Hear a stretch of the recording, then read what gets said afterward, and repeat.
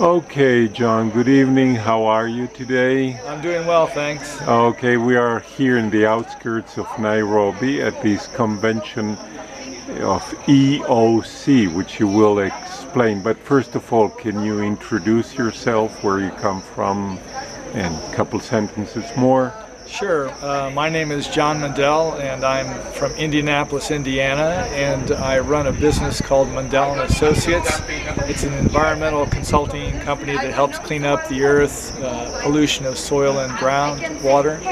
But we're also part of a worldwide network of businesses linked to the economy of communion, which is a new social and economic initiative worldwide that helps to alleviate poverty in communities all around the world. Now, you mentioned this word, economy of communion.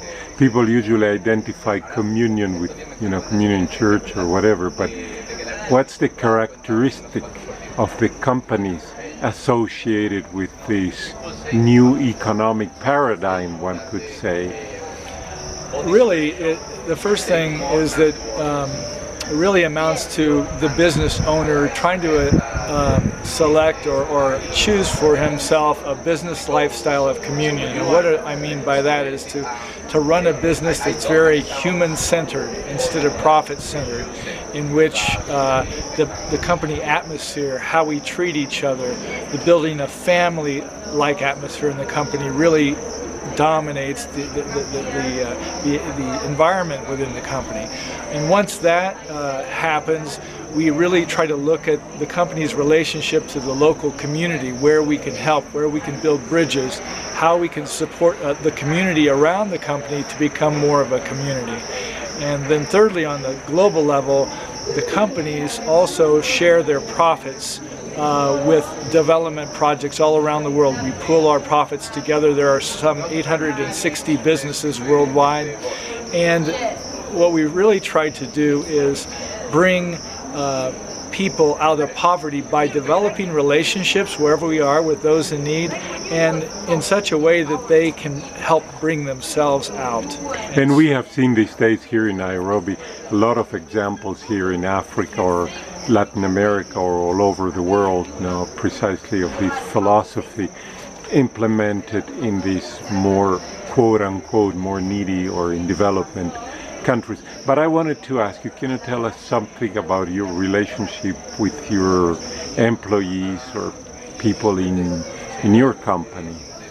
Sure. Well, in a typical company, a president of a company may not have relationships other than formal business relationships with his employees, a contract where they work for you and you pay them money.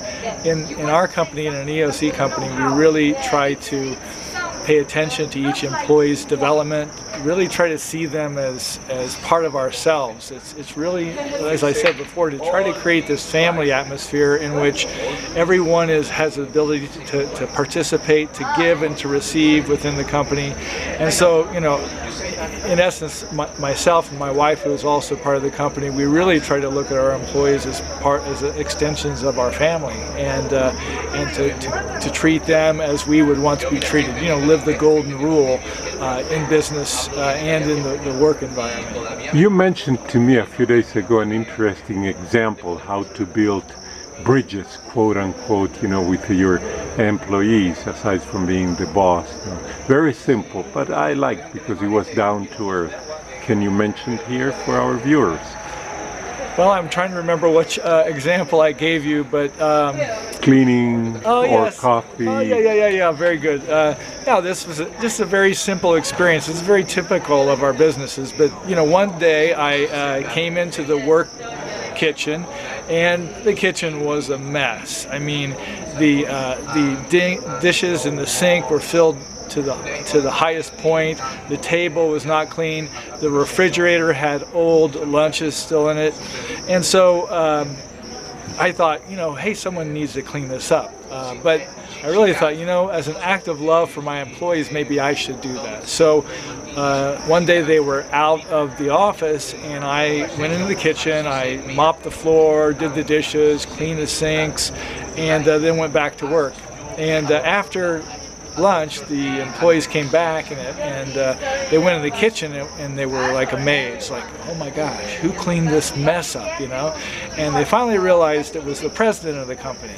And a few hours later, I noticed that people were taking the time to clean up other messes around the office. You know, the copy room had been messy and someone took the time to straighten it up. And by the end of the day, there was kind of like this peace that kind of came over the company because everything was in order. And it all started from this little act of love, really, to try to do what I would want someone to do for me. And we find that that happens in the companies. When that happens, a special type of atmosphere happens. And if you're a Christian or a Catholic, you can say, with this mutual love back and forth between employees, the presence of God can actually be there. Where 2 or 3 are gathered in my name, there am I. And so we really try to build that atmosphere of mutual love. This is for those who identify with Christianity, but what you're saying also, it's an application of the universal golden rule, right? Do unto others what you would like, etc., right? Well, yes, absolutely. I mean, in fact, we have employees that have been Muslim, Hindu, and Christian, and non-believers. And so, really, I think when people see this golden rule lived, they experience it as truth, you know. And so we found that kind of principle can be lived by everyone. John, I thank you very much because you have said quite a few decisively countercultural things, both in terms of the philosophy of the company and then personal side. So I thank you very much on behalf of, the viewers who are going to watch this video. Oh, thank you. Well, thank you. I appreciate you asking and having a chance to talk with you guys today. Okay, thanks.